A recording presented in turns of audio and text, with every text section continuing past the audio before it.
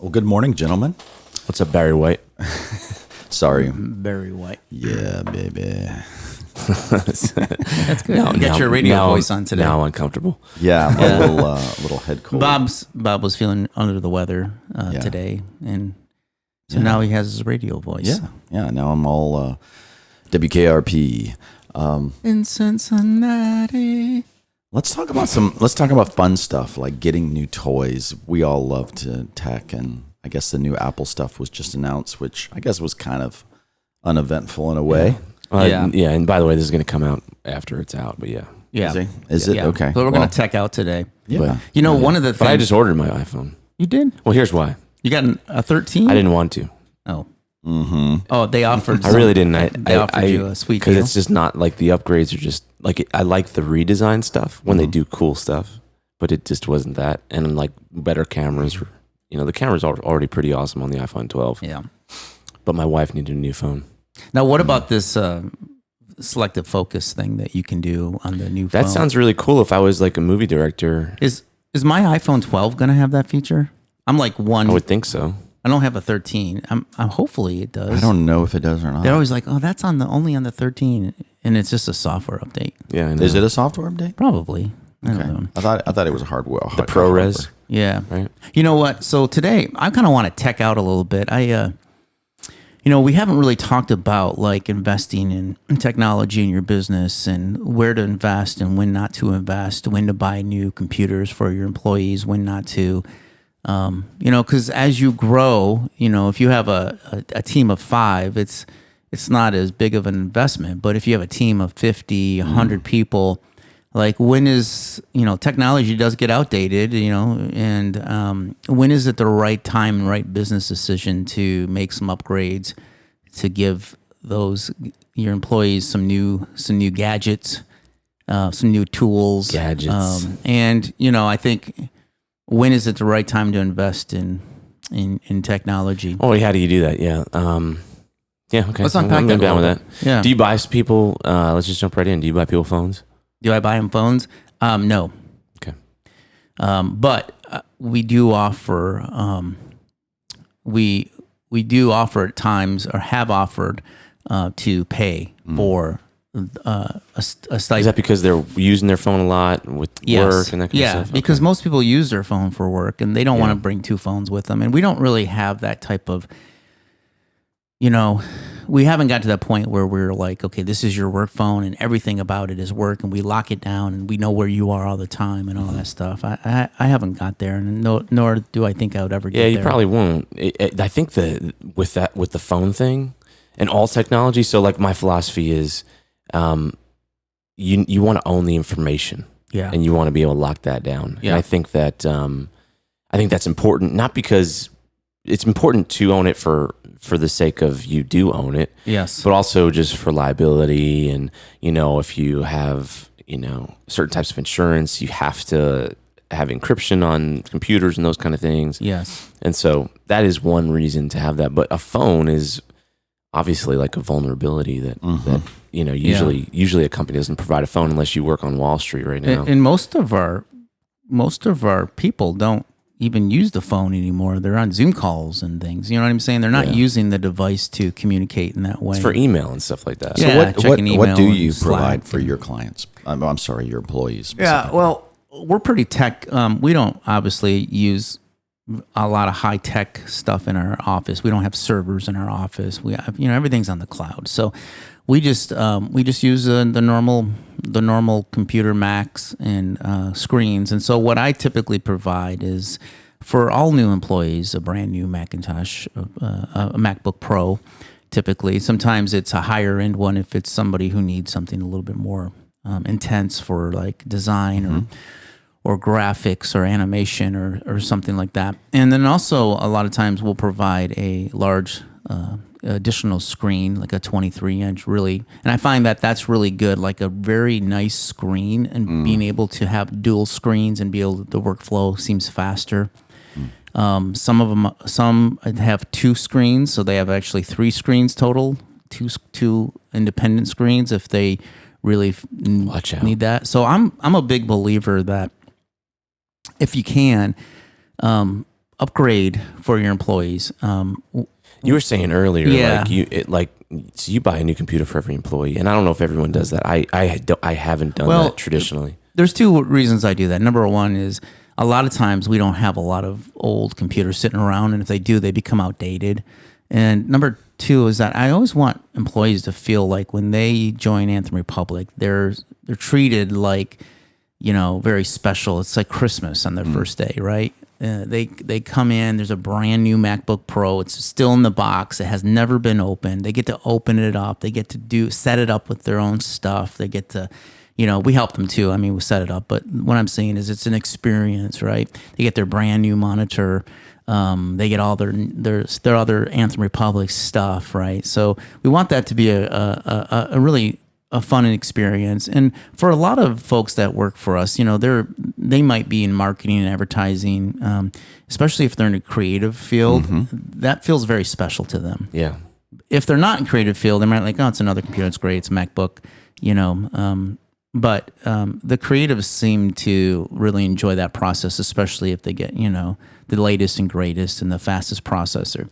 But what I found in the past is, a lot of my career actually was part of the transition from literally to move things onto computers. So back in the day, you used to have to wait forever, and computers were slow. I mean, nowadays you wait for half a second, your brain's like, come on already. But that was normal. So your level of production was based on how fast your computer actually ran. And so I always could see that, hey, if I could squeak out a little bit more production, it's going to pay for this computer 50 times. So from a business perspective, just having the latest and greatest and making sure that your team is efficient, it's a small, very, very small cost compared to the other costs of having employees nowadays. I mean, to spend $1,600 or $2,000 for a computer is that runs great, that you're not fiddling with, it is not slow and doesn't have any issues, is way worth the time. Yeah, no, I get that. I haven't always done that. So we're sort of frugal with that kind of stuff, like because you end up having a bunch of really good computers sitting around. Well, I guess that sounds like we go through people. We don't go through a lot of people, but like over time, like you're upgrading, you get like a stack of MacBooks, in the corner. We have a lot of those. And so sometimes, depending on the role, right? Like if an intern comes on, they get one off the stack. Yeah, usually. we don't do the intern. We don't probably buy new ones for interns, but if it's a role that may even not like more on the administrative side that doesn't need the horsepower and that kind of stuff, and we've got a nice one over here, we usually do that. But I mean, I just think like investing smart into your business, like being smart about your investments, like try and take that depreciation in that first year, and use that money smart so that you're if you're investing into your employee and they and you feel like they're gonna feel better and produce better results and be more integrated and happier and all those kind of things. And yes, that definitely does pay for itself. And I do agree with that. But there is like can I ask you for a second? Like, this is super in the weeds, but like from like a security side of things, like how do you control all these laptops, what's on them, to the level that you need to for your business? Yeah, that's a good idea. I mean, it's like a if someone's topic. setting up their own, you just like No. We have somebody that helps them set it up and gets okay. So there's a certain way you set it up. Yeah, and we have a password. We're able to get into it and wipe it if we need to. Yeah, so we do the same thing. I was wondering if you just let them set it up like a personal computer. Well, they do have a lot of people have their own personal information on it, like they want to use their own. Apple ID on certain things. And there's a fine line there that we allow some personalization of it for sure. As far as, protecting the data and things, we use different tools like OneLogin and all that stuff. So all their accounts we can shut down if we need to, that they could access from the computer itself on the cloud that has, whether it's Slack or whether it's our project management software, all of that we can we can not So allow if it them gets to lost log or in. something like that. Yeah, now, let we me ask can. you this: do you? We've never had that issue though. A lot of companies, like when they give a computer, like if you break it or lose it, like you have to pay for it. We don't do that. No, we don't But do that. I was wondering if you did. No, we don't. Like, hey, here's your computer. If you break it, you owe. No, we don't do that. You don't deduct. You don't. You know, you don't fine people because last time I was at your office, you were fining people. Finding. Yeah, you're fining. You're like you're writing Find up them like a ticket. giving people tickets. Oh yeah, last no, time. I do yellow cards. Okay, yellow cards. Yeah, you get a yellow card. All right. One more. What do you have to do to get a red card? Oh, no. Never given a red card. What about There's only what about there's other, only yellow cards in Anthem Republic. After that, you're gone. what about other types of tech? Is it the kind of thing where every year you guys look at, or every other year, kind of like all the tech that you're investing in, money that goes out for tech, and just whether it be software, reporting tools, third party hardware, and just kind of say, are we going to continue this? Is this important? Yeah, I think you always have to be looking at your businesses. How can I automate everything? How can I automate this process? How can I do that? So a lot of times the software that we run is for efficiencies, and we may test something for a while and see if it works for a certain use case. As far as like technology, I would say that probably every 4 years to 5 years, if you have a computer that's 4 or 5 years old, we're probably going to look at updating it soon in our business. And I think that's it's a really, at this point, we're so small that it's a 1-by-1 case. It's not like everyone gets new computers. It's not like one day everybody comes in the office and like everybody's got a new box on their table and like, hey, it's new computer day. So it's 1-by-1, and again, new hires will probably have the most latest stuff, and then after 3 or 4 years, there's something really psychological about it's crazy just opening that computer for the first or any new device. Well, especially Apple, even the smell, it's experience kind of. No, but there's like something that it triggers. Like there's, and what's funny about that is like an hour later, you're like, man. It's got grease. I just want to do that again. I just want to open it again. There's YouTube channels you can watch, Ken. It's that. no. All they do is unbox all day long. That is horrible. Yeah. I hate that actually. So as far as like software is concerned, it's just funny. Like it's the psychology of it. Yeah. Sorry, go ahead. No, like every company, you've got your suite of software and cloud services that you use, and so for the type of role that this person might have, we they have those services or access to the services, and we set them up. But it's becoming so much easier nowadays. Everything's all cloud based, and it's just You don't need hard drive space as much. Yeah, the technical issues that we have today in our business that are nothing compared to what we used to have. So do you see? I don't. We use cloud for everything. But we also have a backup of it. Yeah. Because I don't know that I want to leave my business to Dropbox or someone like that. Yeah. Yeah.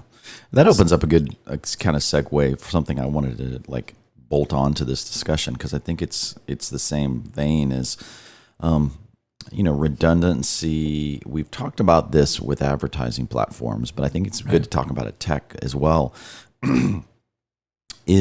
I always try to ask the question, and we may have mentioned this, is what type of technology are we relying on that if it went away would hamper our business? Yeah, that'd be. And then say whether it be a laptop or a hard drive or a cloud-based service or a third-party tool, reporting tools that we use, analytic tools, etc. And if they went away, would they harm our business? And more importantly, would they harm our customers? And if so, how do we keep on top of that and always have a redundancy and a backup? Yeah. Or even more than a backup is how do we kind of own that ourselves in-house, like kind of like where you were going. So maybe we talk about that a little bit from the tech side. No, I think that it's important to scan your business. We've talked about this before, and look for vulnerabilities pretty regularly, and ask the question of like, if this went away, how bad would that be?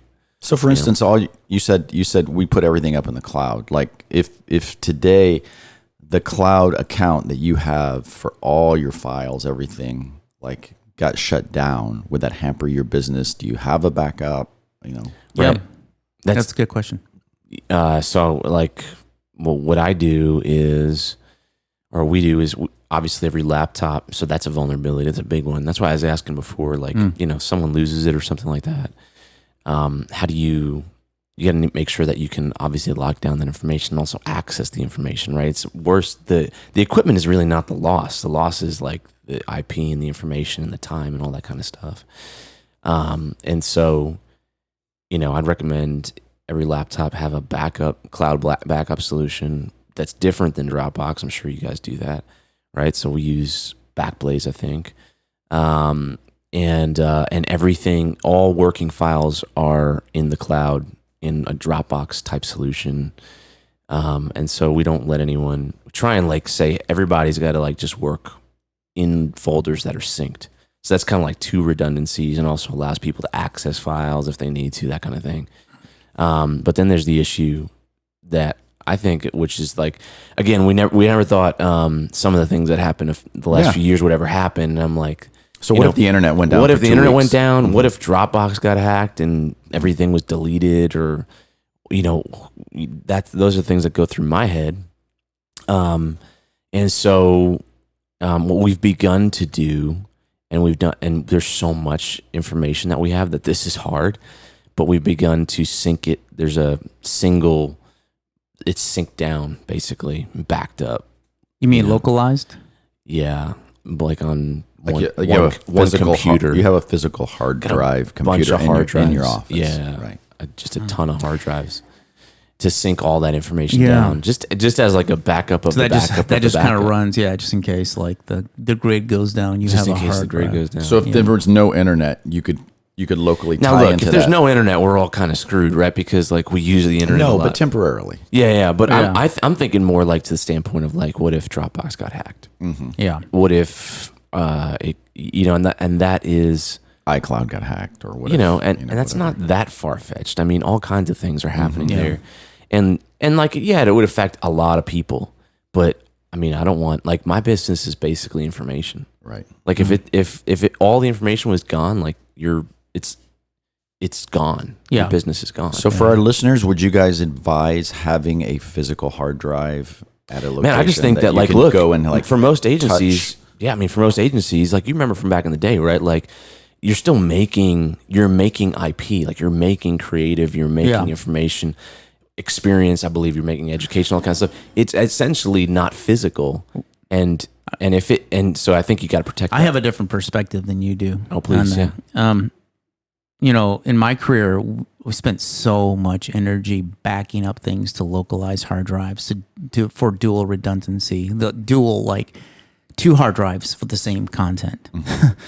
To the point where you have to take it off the shelf and right. And so what I found in my history is that the amount of times that we actually had to go use that backup. I mean, I know that there could be, obviously, when you're talking 1 or 2 things being lost, that's kind of what happens typically. Right. You typically don't see and we've had this happen before where whole hard drives go down and stuff. But I found that we're not good at making sure that we have in-house replication, right? So our hard drives are backed up and we have replication. That I found that cloud experiences for us works a lot better. And the risk from that, yes, there is a risk that Dropbox or other types of services that we use. But I feel like most of the stuff is duplicated anyways at some level, because we have project management platforms that also have those old files on there while we're communicating with clients. And there's a lot of stuff that's kind of already naturally duplicated. So if we ever had to go back, we could probably go back and let's just say it was a project or something. We could resurrect that project really quickly if we needed to. And it probably depends on how your infrastructure is or how your process is. For us, we try and keep all that information in one place. So it's probably in project management softwares a little bit, but really it's Dropbox or something like that is where all those files are. And then a lot of some of the tech that we develop is for our clients, and they actually serve it. And so it's their responsibility to house a lot of the technology that we build and actually make sure that it's protected and replicated data-wise. So that sometimes doesn't fall on our responsibility. And sometimes it does, but Yeah. a lot of clients, we try not to hold too much of their software so that we're responsible if something happens. Yeah. I agree with that. Like we don't either. And I don't think I think you should reduce that liability as much as possible. Put it in clients' names, like let them handle the billing, like that kind of thing.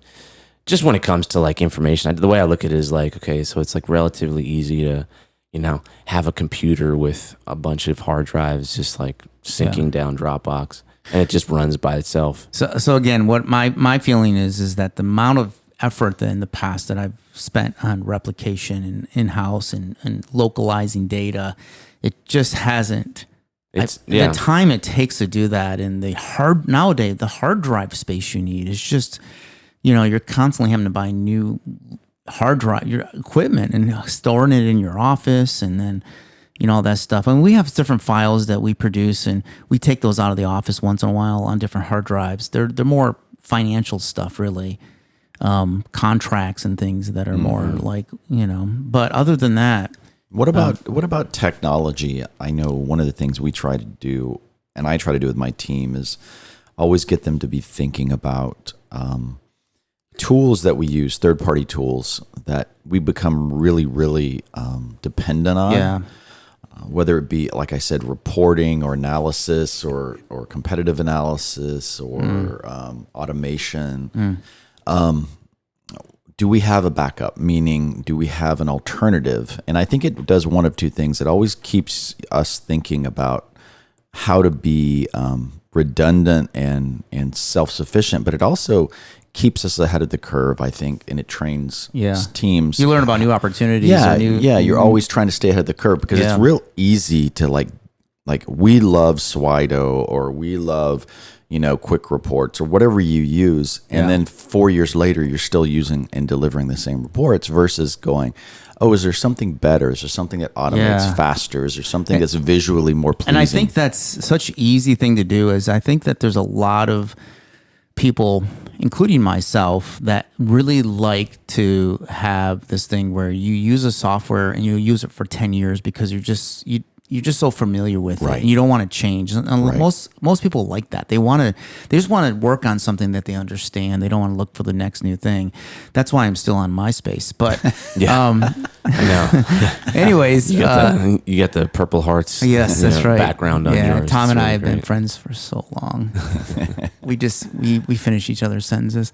But, and that's one of the challenges. So I like that idea, Bob, that you almost force your teams to constantly see what's new, what's next. And again, it helps you in case there is, and the thing is you might find some nuggets around that. You might realize that the technology you're using is pretty outdated and there's something new that can really help your business or your client's business. It also forces you to see how dependent you are on certain platforms and tools that without them, it could really impact your customers. Meaning, for instance, our topic is a reporting tool. If you're so dependent on that and you've been using it for more than a couple of years, you can see how if all of a sudden they said, you know what, we just got bought out and we're no longer offering this service. Yeah.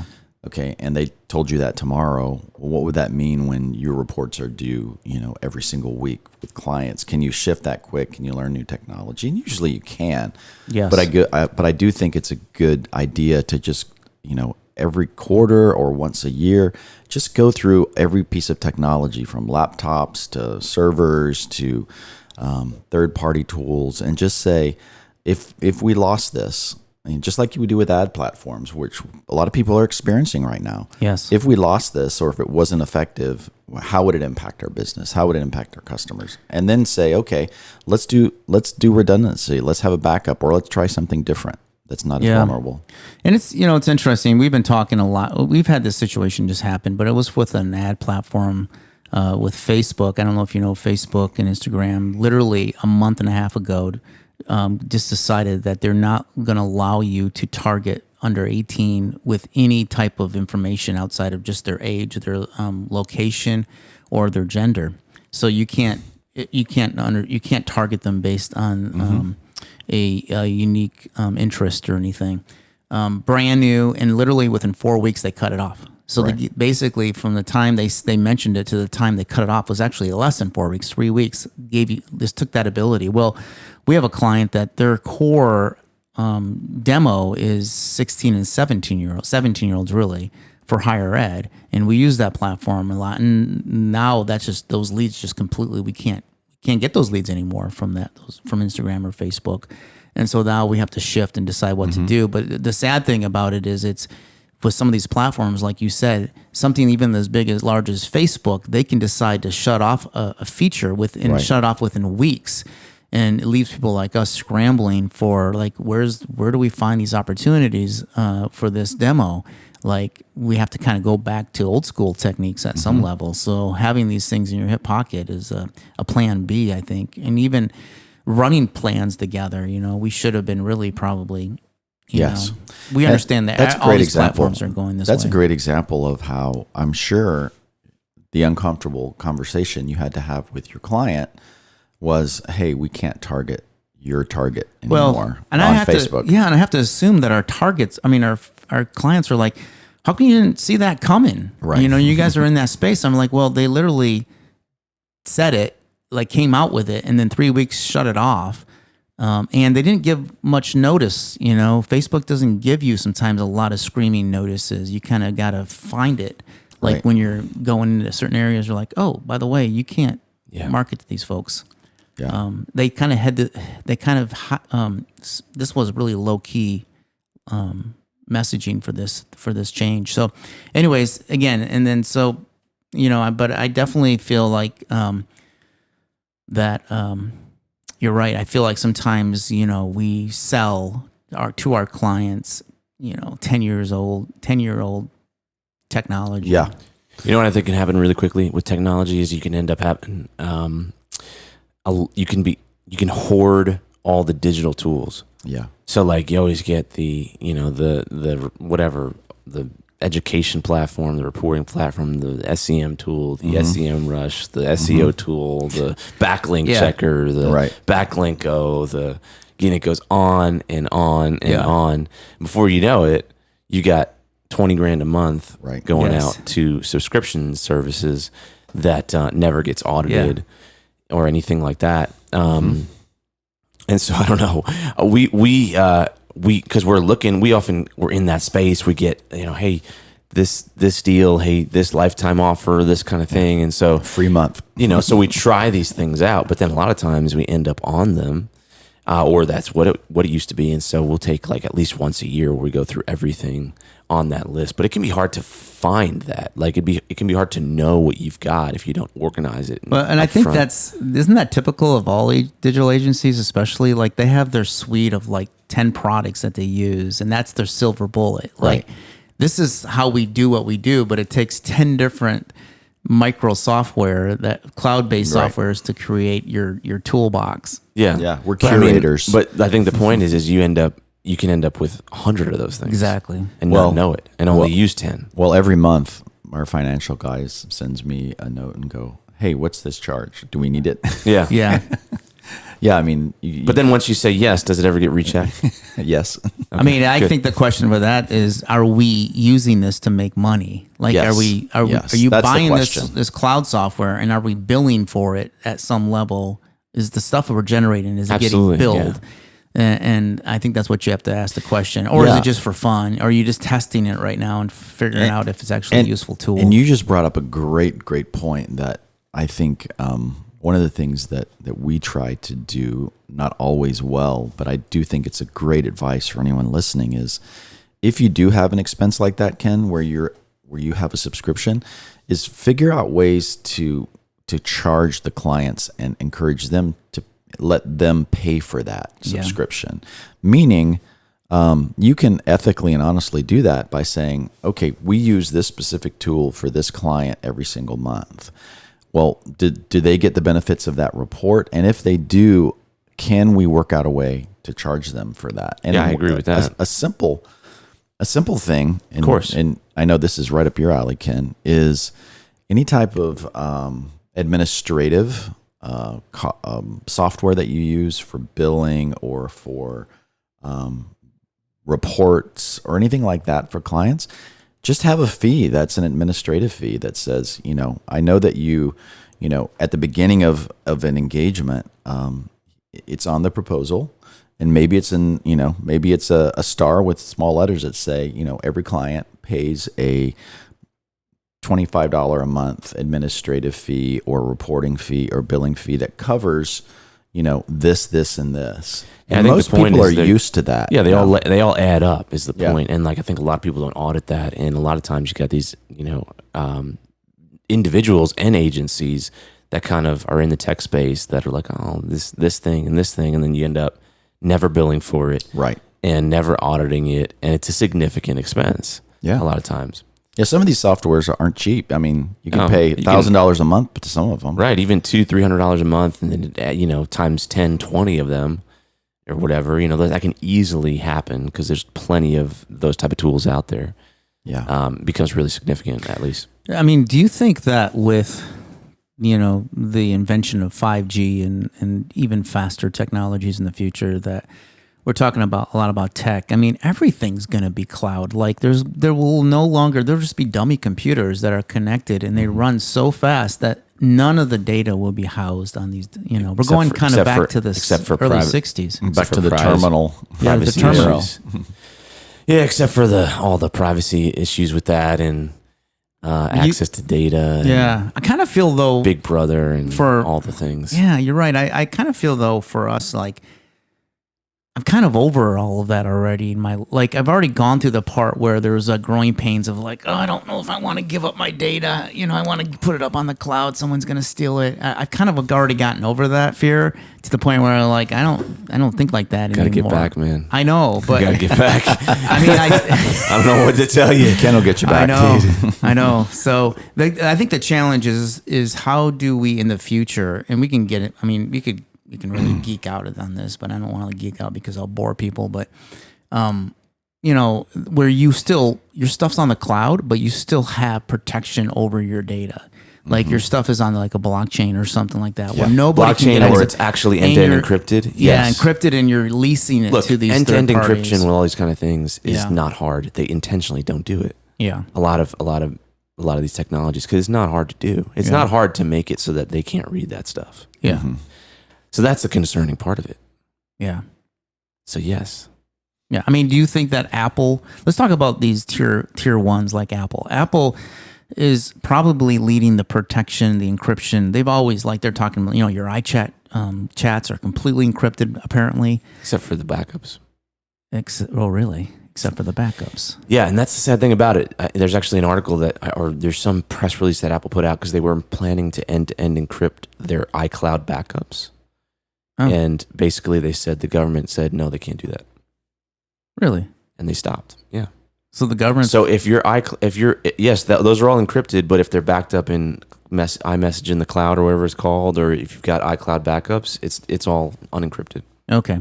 So you're saying there's There's a back door. There's always a back door for the government to be able to get access to any data for any company. And that's the concerning part about it, and they want it. Yeah. So you There's obviously actually some your sort of feeling press release Okay. within the last, I want to say 12 months from Apple, because they actually had to shut down that plan. Wow. So you I'm concerned. you're concerned that if Apple comes out and says, "Oh, by the way, our iCloud is encrypted." No, and no, we no, don't- I'm We not don't s- even have access to it. You're like, but you have access to the backups. You back up every day. I'm not saying that they're lying. I'm saying that even they say that there's still a way still a to back get door. around it. Yeah. Okay. I would believe them if, I think I'd believe them if they said they were doing it, because they said they were going to do it. Yeah. So yes, there's a whole bunch of stuff. Like Apple sounds like, I don't know, I'm not the security expert, but sounds like Apple's the best of the best, but there's even some concerning things inside of Apple that are around that are obvious, that are not that they've said that are, is not encrypted. So yeah, when you send back and forth, it is, but when it gets backed up, it's backed up in an unencrypted way. Well, So moving on. yeah, I'm gonna go to Best Buy and buy a bunch of hard drives as soon as we're done with this conversation. No. they had a sale on 12 or something terabyte hard drives. Ken knows. Ken will sell you some. Oh man, this tells you how old I am. When I first bought my first hard drive was for a old Mac, and literally it was. And this is no joke. It was a 20 meg hard drive. Yeah. 20 megs. You know how much I paid for it? A lot of money. $1,000. Close. $700 for a 20 meg hard drive. Yeah. That's crazy. Yeah, that's not even a thumb drive now. I know. Isn't that crazy?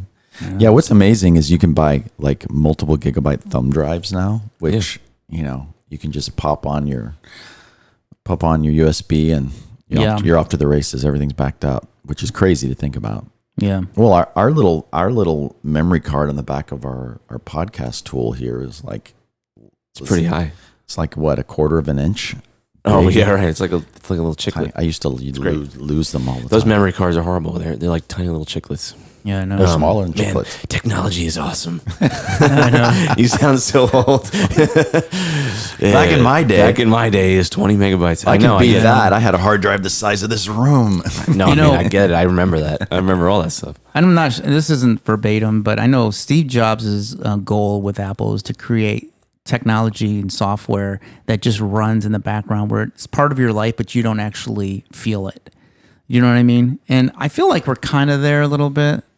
So more like the Internet of Things, is that? Yeah. So it's everything just works so flawlessly, and it's not cumbersome, and it's not big. It's it's kind of part of your life, but you don't really feel it as much. And I feel like we're kind of there overall in just the tech world a bit. Like everything's becoming easier. It's cloud based. It's more friendly to access and get information. It's done in a more pleasant way, as far as usability and in the way that people interact with digital things now, with touch screens and and haptic response and things. And so I feel like it's kind of I think the future hopefully is that tech kind of it's not always in your face, but it's always being used, obviously. And with AI and machine learning and all that stuff, I have to believe that. Well, we good or bad. We just have to develop it and have a little more wisdom and foresight with it. you know, because it can get out of control. Yes. And it can be, it's powerful, so it can be manipulated. And we've kind of, we're kind of gotten there a little bit. We've talked a lot about with this conversation. It kind of went from like tech and money to like, privacy and risk and other things in your business. And I think it's a fine line. You have to really weigh out like where is the risk, and you have to go through that on a regular basis and go, where is my current risk right now? I think the point is to invest into it and to be aware of it too. So like obviously like bigger corporations are known for their like IT department that kind of handles all the security and all that kind of stuff. And supposedly they've got that handled. But like then there's the small, mid, all these, and especially in the agency world where you're working inherently on technology and you're building technology and you're working in the digital world. And sometimes you have none of that redundancy, you have none of that security, and you haven't even thought about that. Yeah. And you don't even give a second thought. You just trust to all these things, but you might end up that you have not invested in the right things. You haven't taken maybe some of the right protections in it. Yeah. And I would always think like back when, because I grew up in that age. So I always thought, and I was always owning businesses. I loved starting and owning businesses, and they were always technology based. And I would always remember, like, I have this laptop. If this laptop goes, this is before like anything was cloud based. Like if I lose this laptop, I lose everything. Yeah. Everything. Yeah. And I'm like, man, that doesn't sound right. Like in what time in history could your business, your entire livelihood be on such a small thing that could get taken away in no time? And thing that you basically shove in your backpack every day and take with you. And so that hit me like early on, like back in high school. And I'm like, I got to figure that out. And so like, it's always just been part of me. Like we don't take a lot of energy with it, but just this idea that, hey, like, let's think twice about, what we're doing and make sure that we're just taking the necessary, reasonable precautions so that, if something unexpected happens, we don't just lose everything. Bob, right now you work for 5x5 agency, and you've owned your own business as well as you've worked for like all of us. So I've worked with other agencies in the past, and I haven't in a while because I've owned my own business for quite a long time now. But with technology today's, as somebody who is kind of you might be able. Do you feel like your business or businesses will lock you down too much a little bit, like with your tech, or do you feel quite open? Because I know you leading digital teams and stuff, you have to really explore, you have to check out software, you have to be a little bit more open to be able to use the internet in ways that maybe the average, person, employee would need to be locked down a little bit more for privacy. So what? reasons. So the question is, So the do question I feel is, locked down? yeah, what are some things that you deal with that maybe, because as a business owner, Well, as somebody who works with and for an agency, as part of that team, certainly you've got to think of the whole. Like, so we have a medium-sized agency. I think we're up to 37 now and growing. But there's that's more than just 5, 10, 15, even 20 people in an office. You start to get up, and as you continue to grow, you have more considerations. Meaning, okay, we've got a bigger network. We have bigger vulnerabilities, because the research department and the dev department and the creative department is using that technology in a little bit different ways than, say, we are.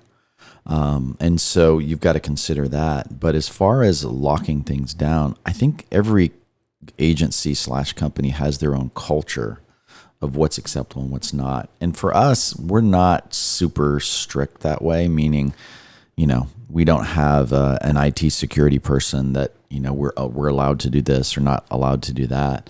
I think we use wisdom, like you're saying, Ken, and we try to be wise, and we all come together when there's a big decision around something.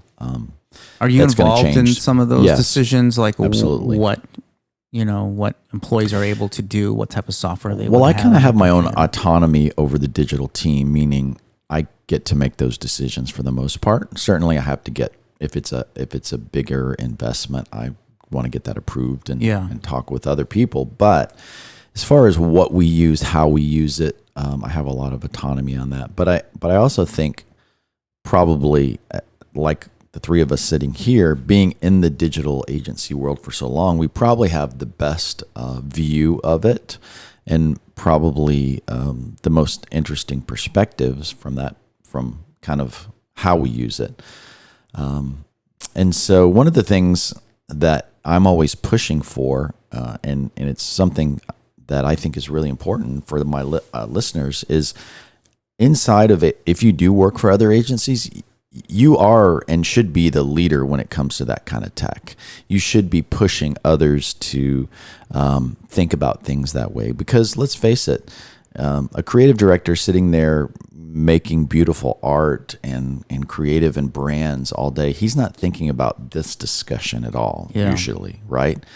However, they are the people that are using and sometimes could be the most vulnerable when it comes to these things, because they're the ones that are taking up all that cloud space with big files and putting important, potentially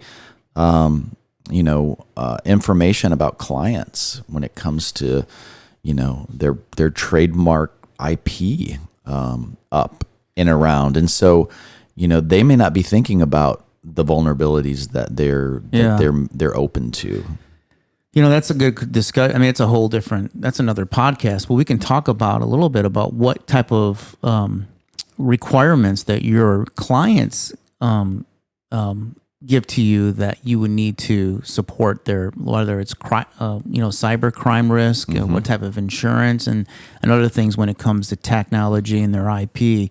Because I think a lot of what we're talking about is about the risk and about the technology risk. And I'm in the middle right now trying to finish up a contract, and this company wants us to increase our cyber risk insurance. And it's a little high, like it's not even normal. So I talked to my insurance guy, and they're like, this is like not normal. Like what they're asking for, we're gonna have to go outside and get a whole different firm that specializes in this, and it's costly. Like, it's not cheap, right? For the amount of money they want us to for the risk. And so I'm going back with them and going, okay, is there any leeway here? Because we're really not going to be doing any. We're basically handing you over files, like UI files. We're not like handling data. A lot of times those are like standard there's standard stuff, but I'm sorry. I mean, like they haven't thought about it. Like a lot of times, this is like a company policy, and everyone they ask for this. And it's a healthcare company, so I understand they have to go through certain things. But so now we're trying to work that out and trying to figure out: am I going to have to go out and get this new policy just for this one client? But there is a lot of requirements like that in different industries. We're finding more and more healthcare specifically, and other types of real strong like IP. They want to know that the stuff you're giving isn't going to be up on the cloud somewhere on some third party, Dropbox technology. They want everything encrypted. They want emails encrypted. They want everything encrypted. They don't want things chatted on Slack. There's a book, and Ken, you would like this, and maybe you wouldn't. I don't know. It might feed your fear. But there's a book. I don't have fear. This has nothing to do with fear. It's just about being wise. Bob, it's about smarts. Yeah, it's about smarts. It's about smarts. There's a book called "This Is How They Tell Me the World Will End," and it was a couple of years ago. It wasn't that long ago, maybe 18, 19. She's a reporter from, I think she's the cybercrime reporter for the Wall Street Journal, I think, the New York Times. I'm not sure which one it is. Maybe the New York Times. But anyway, she wrote this book, and it's about her experience and research and going to all these cybersecurity conferences, which is basically a bunch of hackers, right? That are hired by these big firms to check the vulnerabilities of this company, and it's pretty eye-opening. Meaning that anybody at any time, and they call them 0 days. Have you ever heard that? It's where they go in and they basically find a vulnerability, take over, and it's ransom all of your data and your situation. It's worth reading because it's really interesting. I'm listening to it on Audible. Well, it happens right a lot now. I'll check it out. I mean, like the reality is we are not in a place where we're worth a lot of people's time. Meaning, right. We're not a multi-billion-dollar company, but it's going to start trickling down. Well, here's the deal. To me, that's short-sighted thinking, or maybe just underestimating yourself, because if you don't act like you might be worth somebody's time, I don't think you would be. Yeah. And but if somebody knew that you started working with Apple, and even if you're a small company taking on a very pet project for them and very specific, you're the vulnerability. You're vulnerable. Well, you are the vulnerability. That's the other thing too there. And there are, we've been involved with clients where they've had that ransomware happen, a couple of them. And get your Bitcoin wallet out. No, it is. It's really scary. Exactly what happened on like the pipeline and those kind of things happened. This was a year ago. Yeah. Same kind of thing where like whatever happens, like someone hacks in, they encrypt everything, and then there's a message. Right. And just like, we'll give it back to you for X amount of dollars. Yeah. And those are situations where, especially, so now if you are the vulnerability, then that's really challenging too. And I don't know about you guys, but like we have, insurance and cyber, and you have it too. Hopefully everybody has that, right? It's probably a smart thing to have. But just this year when it renewed, they upped it for that reason. Yeah. Because they're like globally, becoming more and there more. is a lot of risk, and so we need to up it. About 4 or 5 years ago, I had a chat with a friend of mine out in California. He's a lawyer, and he said all these law firms started to buy. They have an insurance policy it's a group policy where all of these, like 200 law firms, they all put money in to buy big batches of crypto, specifically Bitcoin. And it was a hedge of a risk hedge, because a lot of these firms were getting hacked and for ransomware or they for want crypto. Yeah, and so this was the payment, right? If that happened, and it was kind of like it was a risk management that they bought into, and guaranteed them that if they were ever hacked, that they had crypto ready, they had everything ready to be paid. It's actually really and that was like 5 years ago. Yeah. And so it's definitely a real thing. I think it's something to definitely think about. There's the fun side of technology, like all the new shiny stuff, and there's the side that you should the not so fun side, but the grown up side of it. Yeah. And I think that's the point. Just like have someone on your team. Yeah. You think about these things as if the leader, the owner, Right. like you need to be kind of at least strategic in the mindset of like, how do I stack the odds in my favor? And another thing I think you got to do is you got to be able to prove to new customers, because a lot of times when we pitch clients, they're like, tell us a little bit about how you manage your data, or how you manage our information. Like, how do you protect it? And you better have a plan. Yeah. And it'd be nice if you have a sales deck to actually create a nice sales Yeah. deck that could I give was going to people say you could use that for sales. just one slide that can tell people and give them a peace of mind. And maybe specifically you have ones that are different for different industries. So maybe for health tech, it's more positioned around patient data. Or if it's, you're working with a new startup, it's positioned around their IP or something like that. So Yeah. That's good. Good discussion, guys. All right. Not to end on a cybersecurity note, but I think, as you said, Ken, it's looking at your tech 360 degrees holistically, from laptops and phones all the way through to your security on your servers, etc. yes, So maybe we'll have another discussion about cybercrime. exactly. And make sure you like and subscribe And- to me on MySpace. Smash up those It's likes. on MySpace, right? All right. Thanks, guys. Until next time. See ya. See ya. Bye.